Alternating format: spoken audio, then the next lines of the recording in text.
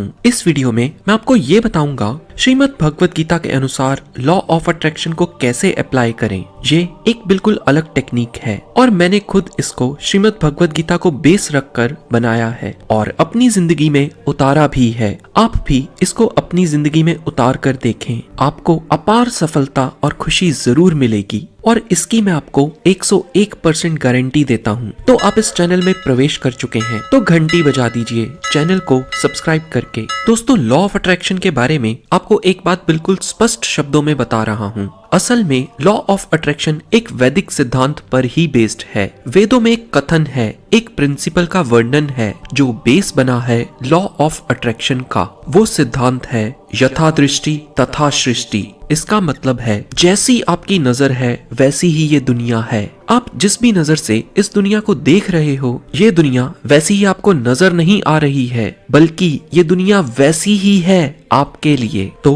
अगर आप अपनी दुनिया को बदलना चाहते हो तो अपनी नजर, अपने नजरिए को बदलो, आपकी दुनिया खुद ही बदल जाएगी। और यही लॉ ऑफ अट्रैक्शन में किया गया है। जब लॉ ऑफ अट्रैक्शन के एक्सपर्ट्स आपसे ये कहते हैं आप इस बात का पूरा विश्वास रखो कि आप जो चाहते हो वो आपको मिल ही जाएगा, ऐसा करके लॉ ऑफ अट्रैक्शन के एक्सपर्ट्स आपकी दृष्टि ही बदल रहे हैं। तो सवाल है, क्या लॉ ऑफ अट्रैक्शन काम करता है? आंसर है यस, 101% काम करता है। पर द सीक्रेट में जैसे बताया है वैसे ये काम नहीं कर सकता क्योंकि उसमें लालच शामिल है। जानते हैं वो कैसे? द सीक्रेट बुक में लॉ ऑफ अट्रैक्शन को अप्लाई करने के 3 स्टेप्स बताए गए हैं। पहला है मांगो जो भी तुम मांगना चाहते हो, जो भी तुम मांगोगे कुदरत तुम्हें वो देगी। दूसरा स्टेप है विश्वास रखो, जो भी तुम मांग रहे हो वो तुम्हें मिल ही जाएगा और तुम इसकी कल्पना करो कि वो तुम्हें मिल ही गया है। मांगो तुम्हें एक बहुत ही महंगी कार चाहिए, सोचो या इमेजिन करो तुम उसको चला रहे हो जैसे वो तुम्हें सच में मिल ही गई है और ऐसे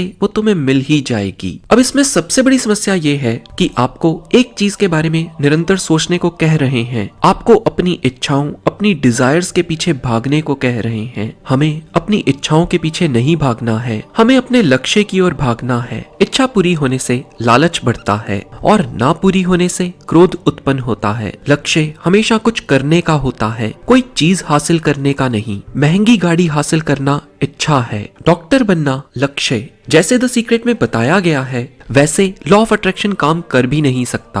आप खुद सोचिए, एक गरीब इंसान है जो ये सोच रहा है आज उसको खाना नहीं मिलेगा। क्या भगवान उसको केवल इसलिए खाना नहीं देंगे क्योंकि वो अपने बारे में निराश हो चुका है? और उधर एक और व्यक्ति है जो लालच में पड़कर ये सोच रहा है मुझे ये महंगी कार पक्का मिल जाएगी। तो क्या भगवान उसकी केवल इसलिए मदद करेंगे क्योंकि वो अपने बारे में लालची होकर सोच रहा है? नहीं, भगवान ऐसा क्यों करेंगे? हाँ, यहाँ लॉ ऑफ कर्मा यानी कर्मों का सिद्धांत जरूर लागू होगा। जिसके जैसे कर्म होंगे उसको वैसा ही फल मिलेगा। श्रीमद् भगवत गीता में कर्म करने को कहा गया है पर फल यानी रिजल्ट आपके हाथ में नहीं है। जबकि द सीक्रेट बुक ये दावा करती है फल के बारे में पॉजिटिव सोचने से आपके साथ भी अच्छा ही होगा। दोनों बातें एक दूसरे के बिल्कुल उलट हैं। तो अब आते हैं कैसे अप्लाई करना है लॉ ऑफ अट्रैक्शन को कि वो श्रीमद् भगवत गीता के सिद्धांतों पर ही बेस्ड हो। पहला स्टेप है आस्क। ये स्टेप द सीक्रेट बुक में जितना आसान बताया गया है इस मेथड में उतना ही मुश्किल है। एक बहुत ही बड़ा दिल चाहिए इसको मांगने के लिए। अगर आप इसके लिए मेंटली प्रिपेयर नहीं हैं, तो आप इस समय इस स्टेप को छोड़ सकते हैं, स्किप कर सकते हैं।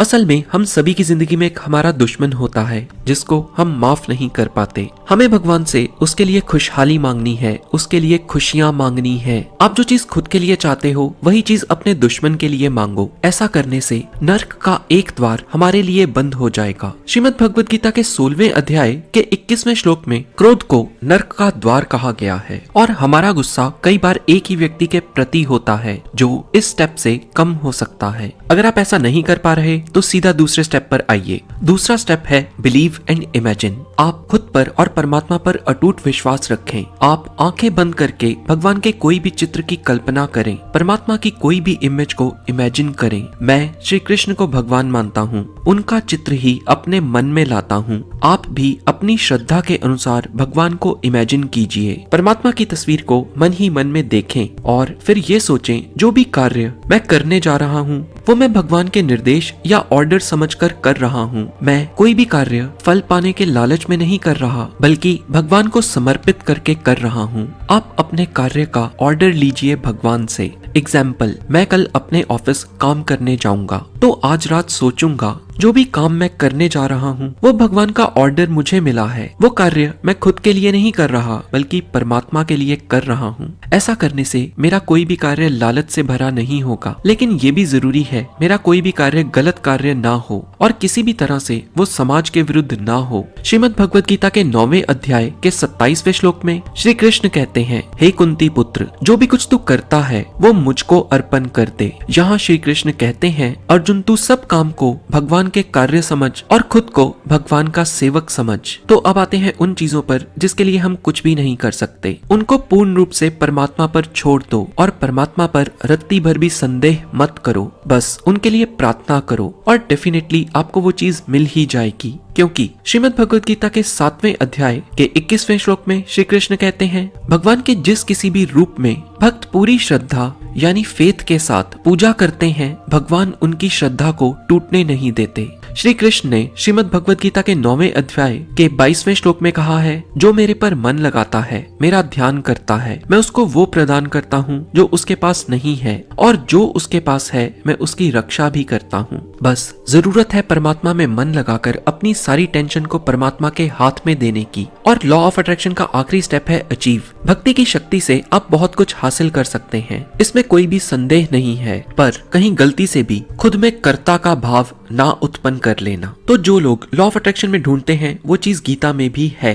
बस रास्ता थोड़ा अलग है। वीडियो को लाइक करके हर उस व्यक्ति के साथ शेयर जरूर करें जिसको आप खुश देखना चाहते हैं। मैं आपको फिर मिलूंगा ऐसे एक सी वीडियो में। जय श्री कृष्णा।